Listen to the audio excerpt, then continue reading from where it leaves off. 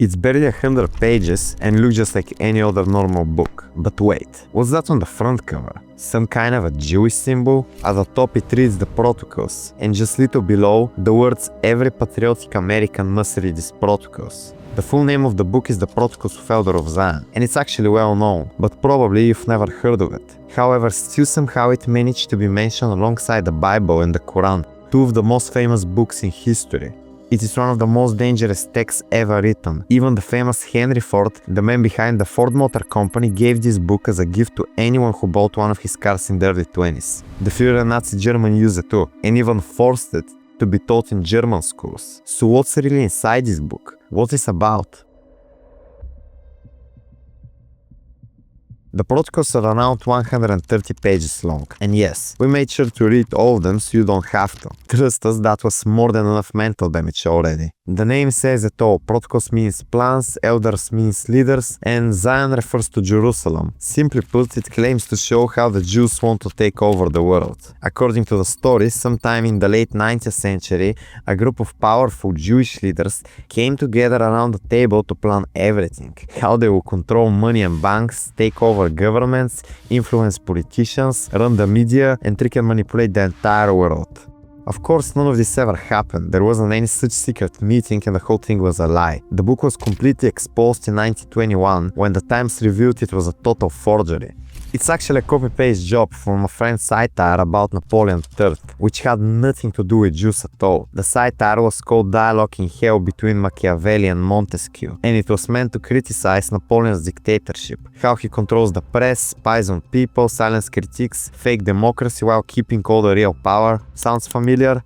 Probably yes, because over 160 parts were copied almost word for word from the satire into the protocols. Whole sentences, ideas, and arguments were taken. The only difference was changing Napoleon with Jews. But where did this book actually come from? Who created it and why? See, in 1772, three empires, Russia, Prussia, and Austria, carved up Poland and split it among themselves. They called it the Partitions of Poland.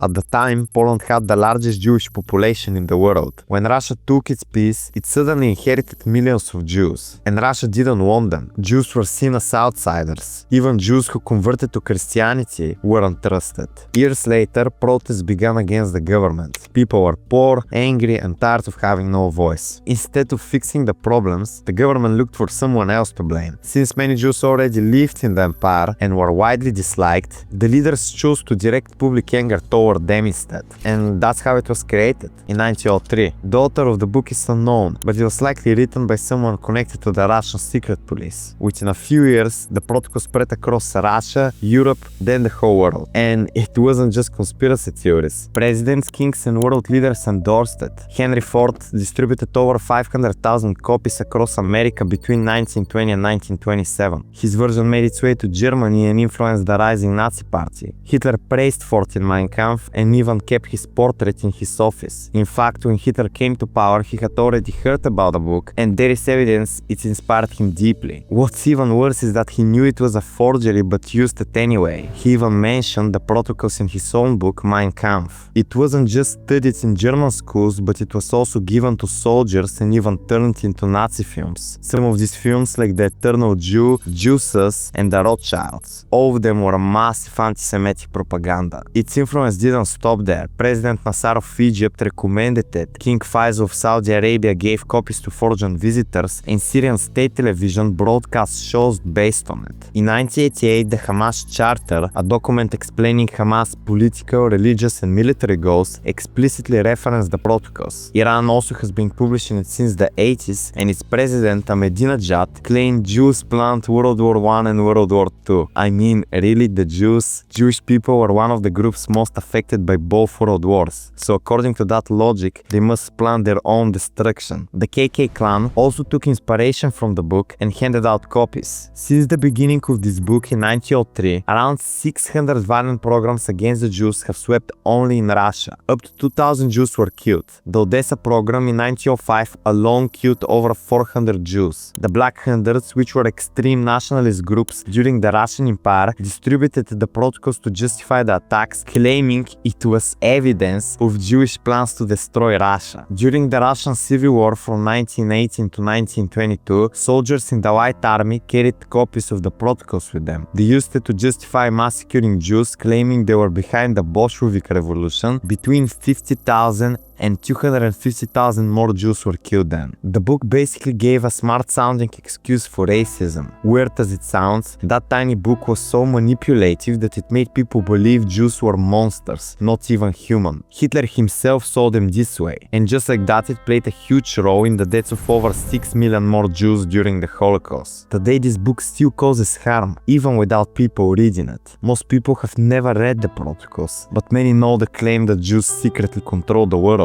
An example of how the book still causes harm is what happened in 2019 at Walmart in El Paso. A gunman named Patrick Wood Crucius shot 45 people, killing 23 and injuring 22 others. And when they asked him why he did it, he said he was motivated by Great Replacement theory, which claims that white populations are being deliberately replaced through immigration, ideas which trace back to the protocols. Another example is after the 9/11 attacks, conspiracy theories spread right away, claiming the Jews did it. False rumors allege that Jewish workers had stayed home that day and didn't go to the Trade Center. One of the most persistent conspiracy theories is the allegation that thousands of Jews were warned about the attack, which you can see being repeated here on Egyptian television as recently as this year. هو اللي عمله اليهود خرجوا منه. We know that a group of Israeli art students, who clearly were not art students, clearly some of them were aligned with Israeli intelligence, were arrested and held for quite some time in the United States before being released without charges. And we know that a group of them, again, I'm quoting an FBI document here, not the internet, filmed the attacks on 9/11, and I'm quoting, seemed to have foreknowledge of those attacks. The FBI investigated the 9/11 attacks and collected victim records, employment lists and other evidence. They confirmed that people of all religions, including Jews, died in the Twin Towers. A 2005 Syrian edition of the protocols directly claimed that Elders of Zion coordinated September 11. Same book, just new tragedies. And here is more. 2008, the financial crisis, when banks collapsed and people lost their homes. A 2009 ADL survey found that 31% of Europeans blamed Jews for that. 31%. That's like more than 139 million people believing that the Jews were the reason that they lost their homes. The protocols had spent decades pushing the idea of Jewish bankers controlling global finance. Names like Rothschild and Goldman Sachs became the proof. From 2017 till today, QAnon, the far-right American political movement, claims that secret elites are running child trafficking rings and controlling governments.